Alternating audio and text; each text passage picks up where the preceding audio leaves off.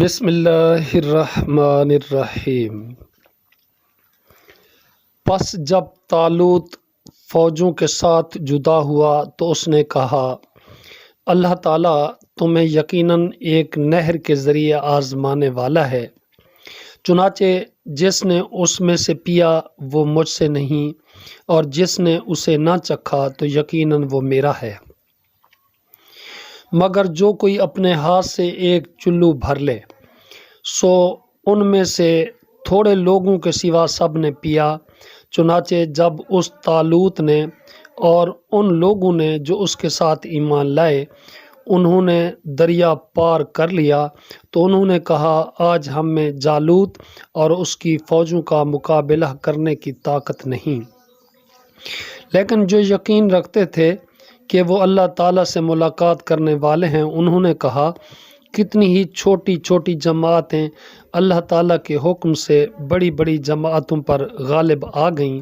اور اللہ تعالیٰ صبر کرنے والوں کے ساتھ ہے۔ اور جب وہ جالوت اور اس کی فوجوں کے سامنے ہوئے تو انہوں نے دعا کی، اے ہمارے رب، ہم پر صبر انڈیل دے اور ہمارے قدموں کو جما دے اور کافر لوگوں کے مقابلے میں ہماری مدد فرما۔ چنانچہ انہوں نے اللہ تعالیٰ کے حکم سے انہیں شکست دی، اور داؤد نے جالوت کو قتل کر دیا،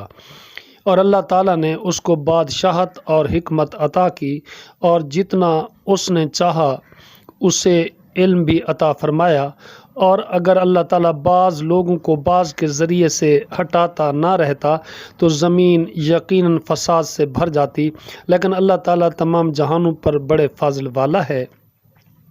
یہ اللہ تعالیٰ کی آیات ہیں جو ہم آپ پر حق کے ساتھ پڑھ رہے ہیں، اور بے شک آپ یقیناً رسولوں میں سے ہیں۔ یہ سب رسول ہیں، ان کے بعض کو ہم نے بعض پر فضیلت دی ہے۔ ان میں سے کچھ ہیں جن سے اللہ تعالیٰ نے کلام کیا، اور بعض کو اس نے درجات میں بلند کیا،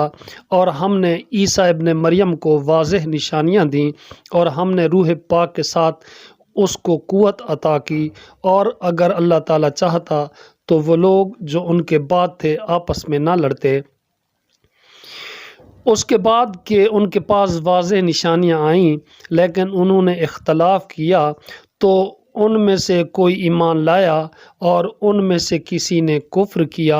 اور اگر اللہ تعالیٰ چاہتا تو وہ آپس میں نہ لڑتے، لیکن اللہ تعالیٰ جو چاہتا ہے وہ کرتا ہے۔